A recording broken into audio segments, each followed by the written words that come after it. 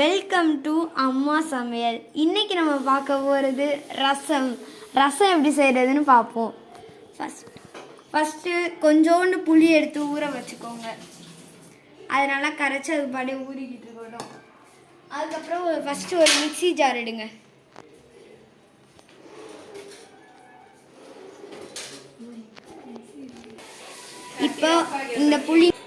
இப்போ நல்லா இந்த புளி ஊறிடுச்சு.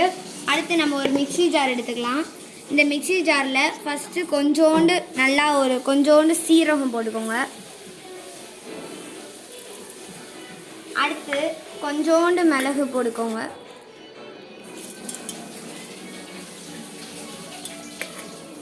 அடுத்து 5 பல் பூண்டு போட்டுக்கோங்க. அடுத்து நம்ம கீறி வச்ச ஒரு பச்சை மிளகா போட்டுக்கோங்க. கொஞ்சோண்டு மஞ்சள்தூள் போட்டுக்கோங்க.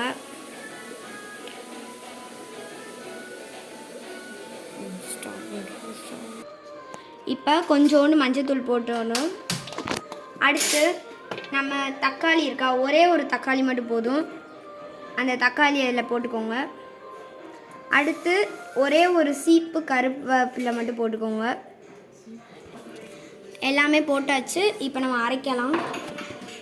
Mixie jar மூடிக்கோங்க. வாங்க.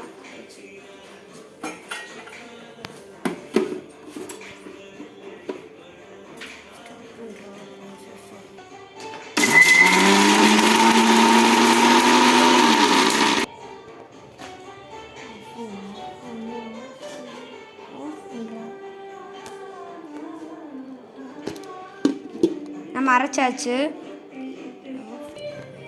இப்போ நல்லா அரைஞ்சிருச்சு. ரொம்ப அரையவும் கூடாது, நல்லா கொரன்னு இருக்கணும்.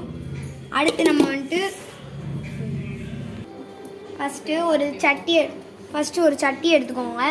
அதில் கடலை எண்ணெய் கொஞ்சோண்டு ஊற்றிக்கோங்க. ஊற்றிக்கிட்டு இப்படி கை வச்சு பாருங்கள், சூடு வரும். சூடு வந்ததுக்கப்புறம் கொஞ்சோண்டு கடுகு போடணும், ரொம்ப போடாதீங்க. கொஞ்சோண்டு போட்டுட்டு அது கொஞ்சம் நல்லா பொரியட்டும். பொரிஞ்ச உடனே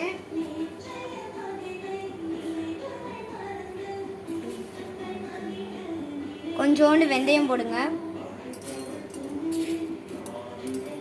பொரிஞ்சோடனே அடுத்து பொரிஞ்சிச்சா, இப்போ 2 வரமிளகா போட்டுக்கோங்க. போட்டுட்டு கருவேப்பிலை சும்மா கொஞ்சோண்டு போட்டுக்கோங்க. போட்டு நல்லா பொரியும். பொரிஞ்ச உடனே நம்ம தாளிச்சு இருக்கோம்ல, அதை போடணும். அரைச்சி வச்சுருக்கோம்ல, அதை போடணும். அடுப்பை சிம்லேயே வச்சுக்கோங்க.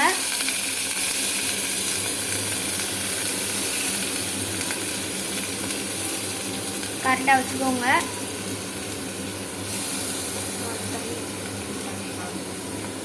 நம்ம இதெல்லாம் நல்லா அரைச்சி கொஞ்சம் இதில் நல்லா ஆட் பண்ணிக்கோங்க.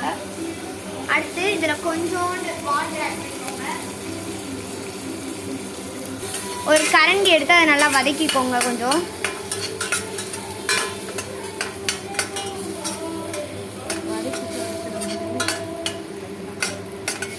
நல்லா வதக்கிக்கோங்க. அதை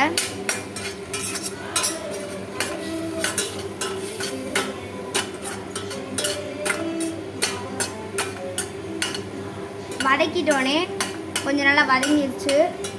இப்போ கொஞ்சோண்டு நம்ம இந்த புளி தண்ணி ஃபஸ்ட்டு ஊற வச்சோம்ல, அந்த புளி தண்ணியோட வாட்ரு மட்டும் நல்லா அந்த ஊறி இருக்கும். அந்த புளி தண்ணியை மட்டும் போட்டுக்கலாம். நல்லா கரைச்சிக்கோங்க. கையால் கரைச்சிட்டு அந்த புளி தண்ணி எப்படி ஊற்றிக்கோங்க. அந்த புளி தண்ணி எப்படி ஊற்றிக்கோங்க. புளி விழுகாமல் சும்மா அந்த தண்ணி மட்டும், புளி தண்ணி மட்டும் ஊற்றுங்க.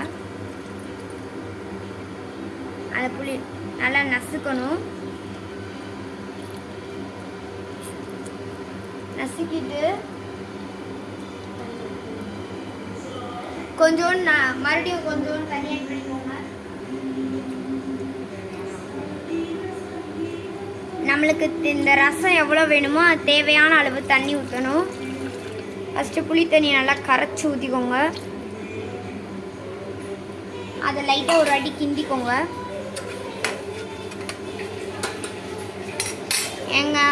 நான் ஒரு 4 டம்ளர் தண்ணி ஊற்றணும்.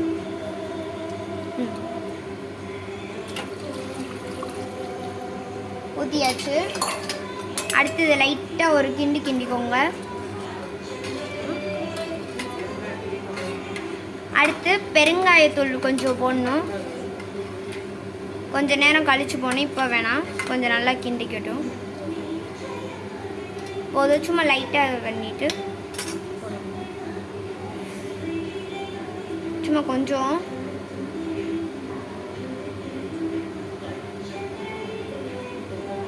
போதும், கொஞ்சோண்டு மட்டும் போடுங்க. அடுத்து இப்போ கொஞ்சோண்டு கல்லுப்பு போட்டுக்கோங்க அந்த ரசத்தில். போட்டு அது அப்படியே கொஞ்சம் நொறையாக அப்படியே கொஞ்சம் நல்லா அப்படியே பொங்கி வர மாதிரி வரும். அதுக்கப்புறம் வந்துட்டு கடைசியாக அடுப்பு ஆஃப் பண்ணிடுங்க. ஆஃப் பண்ணிட்டு கொத்தமல்லி தூவணும். எனக்கு இன்னும் வரல, இனிமேல் தான் வரும். அதுக்கப்புறம் தான் நம்ம கொத்தமல்லி போடணும். நல்லா பொங்கிடுச்சு. ஸோ நம்ம வந்துட்டு கடைசியாக கொத்தமல்லி நல்லா தூவி விட்டுக்கோங்க. பாருங்கள், நல்லா ரசம் நம்மளுக்கு நல்லா வந்துருச்சு. லைட்டாக ஊற்றிக்கோங்க, தண்ணி லைட்டாக ஊற்றிக்கோங்க. அடுத்து நம்ம லைட்டாக ரசத்தை கொஞ்சம் டேஸ்ட் பண்ணி பார்ப்போம் எப்படி இருக்குன்னு.